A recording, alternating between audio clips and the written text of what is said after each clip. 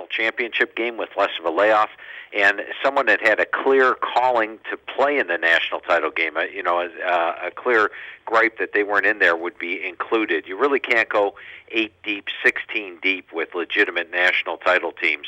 So that was my scenario in 2000. I put it in the magazine in 2001. 13 straight years, and it's finally come to fruition. And the thing I really like about what they did is that they put it for a 12 years, because we don't want to get to that 8 or 16 team playoffs, what they call bracket creep. I think when you get to that level, you're just including a bunch of teams that have no business being there. You'd ruin the bowls. You would ruin the regular season. So I think they've got the perfect system. I believe after 12 years, folks will look back and say, you know what, 10 of the 12 years, it was indeed the perfect system. Let's keep it around.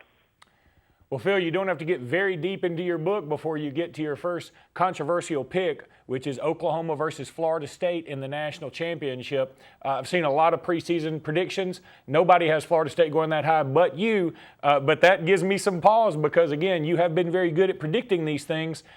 Go ahead and explain your choice for these two teams in the national championship. Well, first of all, the reason I did not include an SEC team in the national championship game is I just think that the SEC is by far the toughest conference in college football. You look at the past 2 years, the SEC East has sort of been the weak division of this strong conference, but this year I think the SEC East is loaded with teams that are legitimate national title contenders in Georgia, South Carolina, and Florida. Add that to LSU, Alabama, Arkansas, and of course some very talented teams like Texas A&M, Missouri, Auburn. It's almost impossible to get through this SEC schedule unscathed. And when I looked at the schedules this year, I didn't have a single team coming out unbeaten at the end of the year, which is why I did not put an SEC team in the title game. The two teams that I think have the best path of getting there are Oklahoma and Florida State. Now, when you look at Oklahoma, their toughest games on the schedule. First of all, they're improved offensively and defensively over what they had last year. And they're also playing in the Big 12, which, their toughest competition are Oklahoma State looks a little weaker this year. West Virginia was playing in the Big East last season. TCU in the Mountain West.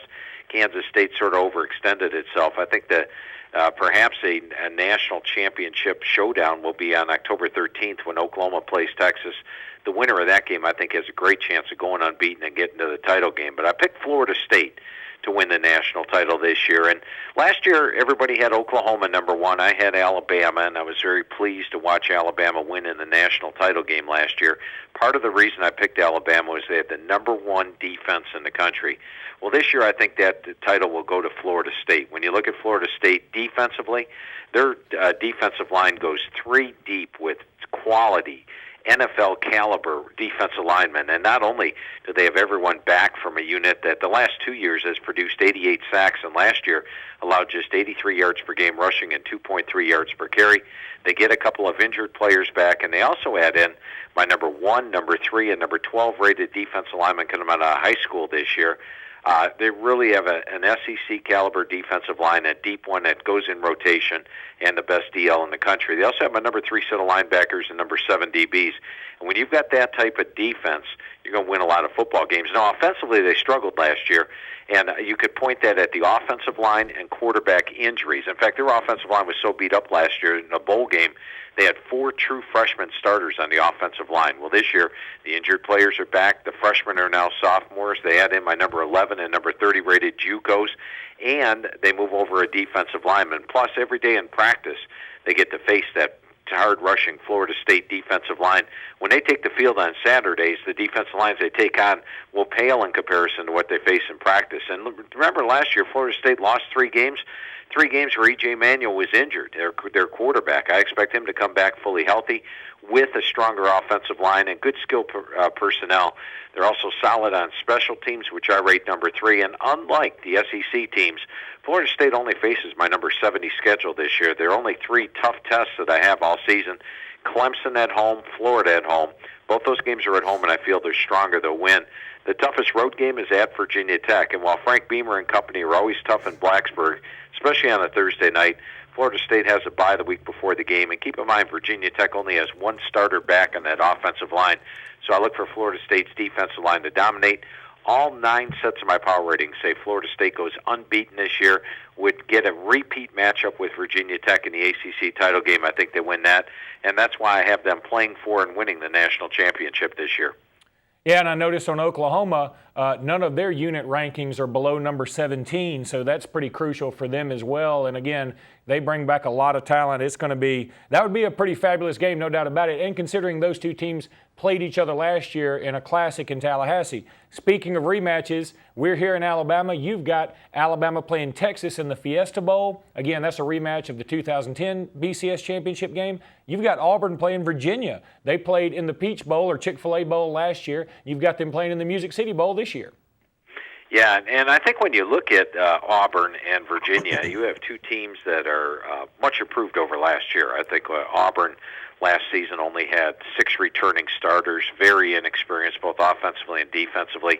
This year they've got 15 returning starters. There are 5 units on Auburn that rank in my top units in the front of the magazine, including my number 9 defensive line in the country and number 5 special teams.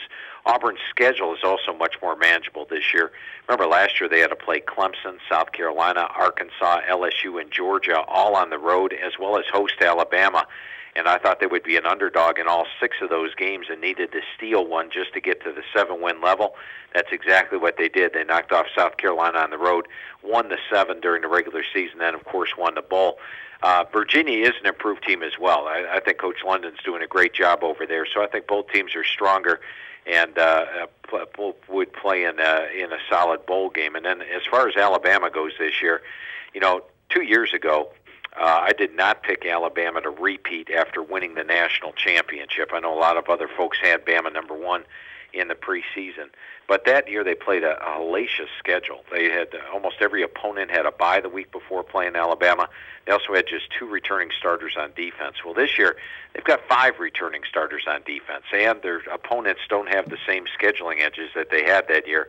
I think that Alabama is a legitimate national title contending team. In fact, the only game I have them losing all year is at LSU. And the reason I picked LSU in that game is twofold. First of all, remember LSU beat Alabama in the regular season last year. And LSU, I feel, is a stronger team than last year. Meanwhile, Alabama, maybe a notch or 2 below. They don't have that super veteran defense, maybe one of the best defenses of all time in college football, which had 10 returning starters last year. They'll be a top 5 defense, but maybe not as dominant, maybe not number 1. And the second is that Alabama's playing its 3rd road game in 4 weeks, and it's their 4th straight SEC game. Meanwhile, LSU is fresh off a bye. So I think the situation and perhaps the talent give LSU a slight edge in that game. It should be a great one. I think every college football fan is looking forward to that. No doubt about it, Phil. And before we talk about a few other SEC teams, I want to ask you something about Alabama again, and a particular player that you have listed in your position rankings. You have Duron Carter at number 37 at wide receiver. And I'll tell you, I consider Duron Carter the Santa Claus of the Alabama roster. I mean, I've heard so many good things about him, but I've never seen him. I've never seen him on the field, and I know he's got a great reputation. He's certainly got the pedigree to be a fantastic wide receiver, no doubt about it. I'm just curious if you think he'll actually be on the field this year.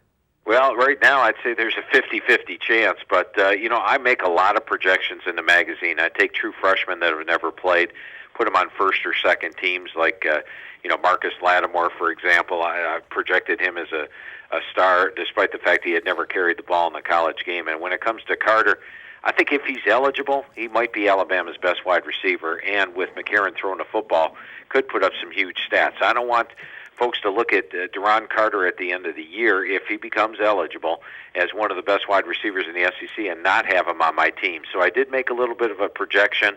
I know that currently he's not there, but hopefully he's going to make it. And if he does, I do think that Duron Carter would be one of the top wide receivers in the SEC. And Phil, I almost hate to say this, even though I'm an Alabama guy, what do you think the chances are of an Alabama-LSU rematch, and would that send everybody's head spinning? For a title game again? Yeah. That would be very interesting. But you have to give it the possibility because, as mentioned, I only have Alabama with 1 loss, and frankly, Luke, I will take a 1-loss SEC team over a 1-loss team. So if Florida State loses 1, Oklahoma loses 1, and Alabama's only loss is at Death Valley, I'll take Alabama in the national title game. And I know college football fans would not be perhaps pleased with it, but if they're the two best teams in the country, why not? I thought last year they got the two best teams in the country in the national title game, and Alabama definitely proved they deserve to be there.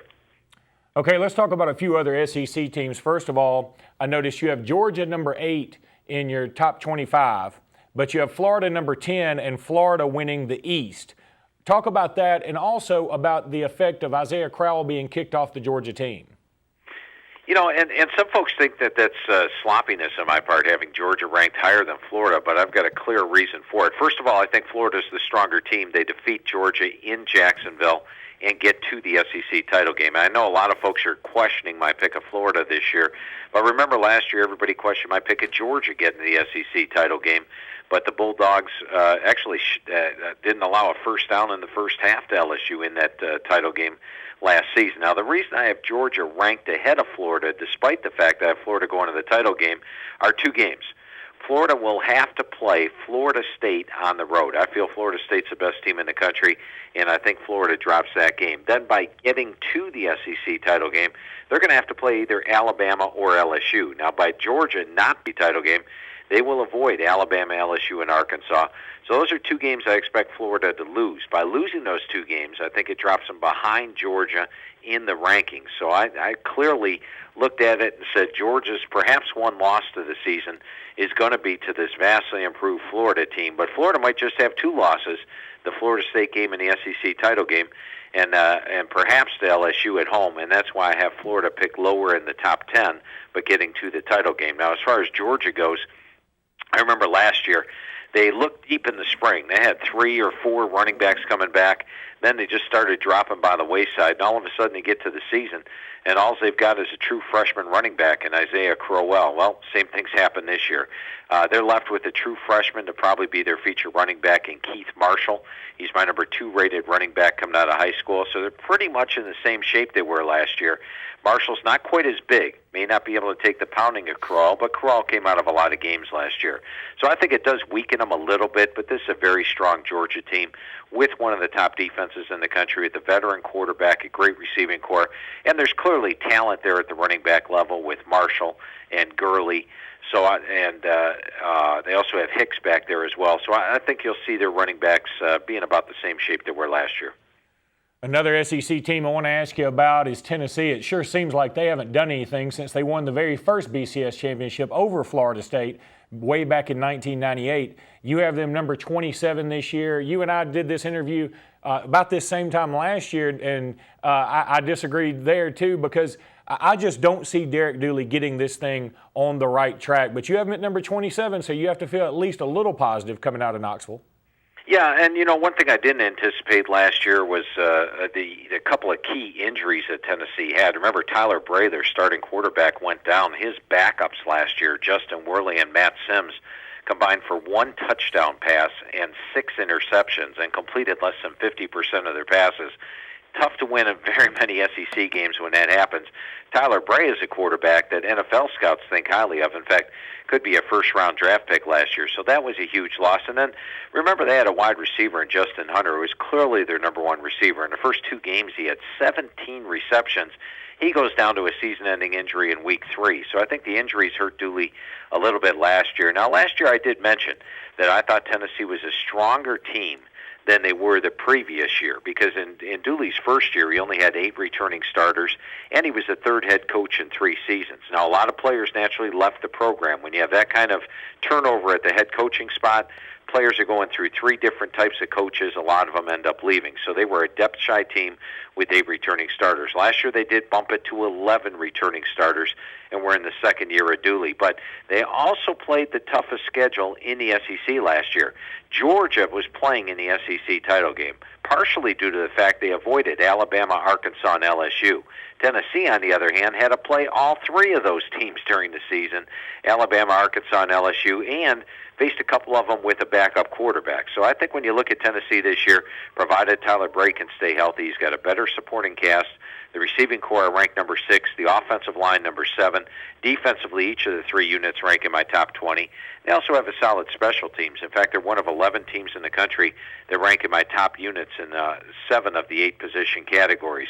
Then the schedule. This year, they do draw Alabama, but at least they avoid LSU, and they don't have to play Arkansas out of the West either. So the schedule gets a little bit easier. And this time, 19 returning starters. That's the same amount of returning starters Derek Dooley had in his first 2 years combined. He had 8 and 11. This year he's got 19. So it's a big, much more experienced team for Tennessee. Better depth, better schedule, and provided they stay healthy, I think you're going to really like what you see out of Tyler Bray and that receiving corps. You know, it's very interesting about Tennessee, and here's where I think they could get in trouble, Phil, is if, let's say they do have a surprising year. Let's say they do win 8, 9, dare I say it, 10 games. The problem I see for Tennessee is the future, because I see all these other SEC teams recruiting so very well, and it's very reminiscent to me of Mike Shula in 2005, where you have this wonderful year, you're going undefeated, looking great, then you lose to LSU in a close one, get blown out by Auburn, and then 2006, the wheels seem to come off. I think Tennessee, it could be one of those things where it'd almost be better if they have a worse season so that they can go ahead and restart with some new regime rather than keep Derek Dooley. It's going to be interesting to watch. I think that's going to be one of the more fun teams. Well, Phil, thanks so much for being with us. I mean, you're like a human college football Wikipedia, and it's so much fun to talk to you about this stuff, and we hope to have you on again soon, okay? That sounds great, Luke. It was definitely a lot of fun talking football with you. You're very knowledgeable yourself, and definitely enjoyed my time with you today. All right, buddy. Well, look, we'll have you soon. Enjoy your 4th of July. Take a day off, okay? Well, I don't do too many of those, but I'll do a short day on the 4th. I only work maybe 4 or 5 hours, just kick back. Yeah, take a half day, man, and enjoy it. Enjoy the Independence Day and enjoy your family. We'll talk to you soon, Phil. All right. Thanks a lot for having me on today, Luke. All right, buddy. That was Phil Steele. Certainly do appreciate his being with us. We'll be back in just a minute with more Sports Blitz Live.